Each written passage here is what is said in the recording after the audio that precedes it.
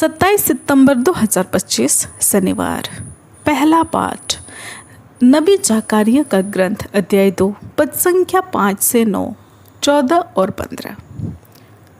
मैंने आंखें उठाकर एक दिव्य दृश्य देखा। मैंने हाथ में नापने की डोरी लिए हुए एक मनुष्य को देखा और मैंने पूछा, आप कहाँ जा रहे हैं? उसने मुझे उत्तर दिया, मैं यरूशलेम नापने और यह देखने जा रहा हूँ कि उसकी लंबाई और चौड़ाई कितनी होगी। जो स्वर्गदूत मुझसे बोल रहा था वह आगे बढ़ा और एक दूसरे स्वर्गदूत ने उसके पास आकर कहा, उस नवयुवक के पास दौड़कर कहिए, यरूशलेम में मनुष्यों और पशुओं की इतनी भारी संख्या होगी कि उसके चारों ओर 4 दीवारें नहीं बनाई जाएगी। प्रभु यह कहता है, मैं स्वयं उसके चारों ओर आग की दीवार बनाकर रहूँगा और अपनी महिमा के 25वां सप्ताह शनिवार के साथ उसके बीच में निवास करूँगा। प्रभु यह कहता है, हे सियोन की पुत्री, आनंद का गीत गा, क्योंकि मैं तेरे यहाँ निवास करने आ रहा हूँ। उस दिन बहुत से राष्ट्र प्रभु के पास आएंगे, वे उसकी प्रजा बनेंगे, किंतु वह तेरे यहाँ निवास करेगा। यह प्रभु की वाणी है। ईश्वर को धन्यवाद। भजन अनुवाक्य। चरवाहा जिस तरह अपने झुंड की रक्षा करता है, प्रभु उसी तरह हमारी रक्षा करेगा। हे राष्ट्रों, प्रभु की वाणी सुनो, सुदूर द्वीपों तक यह घोषित करो, जिसने इज़राइल को बिखेरा वही उसे एकत्र करेगा और उसकी रक्षा करेगा, जैसे कि चरवाहा अपने झुंड की रक्षा करता है। अनुवाक्य। चरवाहा जिस तरह अपने झुंड की रक्षा करता है, प्रभु उसी तरह हमारी रक्षा करेगा।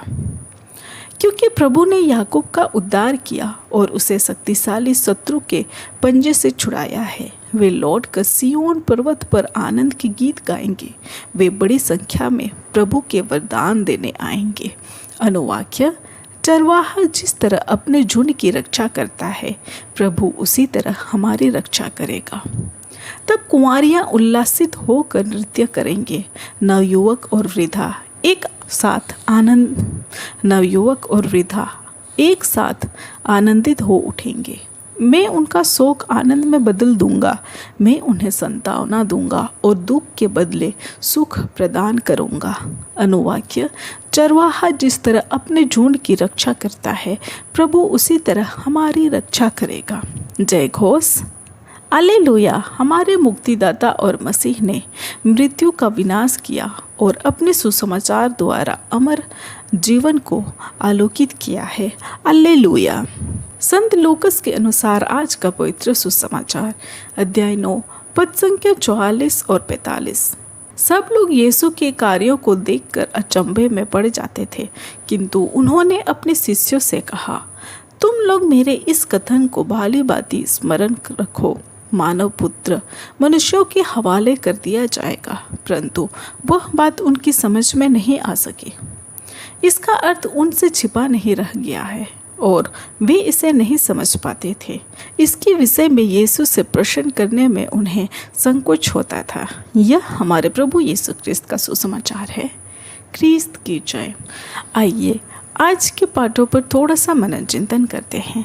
आज प्रभु यीशु अपने शिष्यों को एक बहुत ही गहरी शिक्षा देते हैं। लोग उनके चमत्कारों को देखकर चकित हो रहे थे, लेकिन इसी क्षण में प्रभु यीशु अपने शिष्यों को उनके दुख भोग और क्रूस की ओर इंगित करते हैं। वे बताते हैं कि मानव पुत्र मनुष्यों के हाथों में पकड़ाया जाएगा। प्रभु अपने चेलों को सिखाना चाहते हैं कि सच्चा क्रिस्तीय मार्ग केवल महिमा का ही नहीं, बल्कि क्रूस का भी मार्ग है। शिष्य इस शिक्षा को समझ नहीं पाए, क्योंकि उनका मन केवल सफलता, शक्ति और महिमा की ओर देख रहा था। परंतु उस प्रभु यीशु हमें याद दिलाते हैं कि ईश्वर की योजना हमेशा हमारी सोच से बड़ी होती।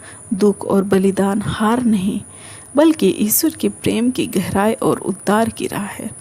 क्या मैं केवल चमत्कार और आशीर्वाद की खोज करता हूँ, या क्रूस और बलिदान के मार्ग को भी स्वीकार करता हूँ? क्या मैं गरीबों और ज़रूरतमंदों में प्रभु मसीह को पहचानने की कोशिश करता हूँ? क्या मेरा विश्वास केवल शब्दों में है, या मेरे जीवन के कार्यों में भी प्रकट होता है। आमीन। आप सभी को जय यीशु।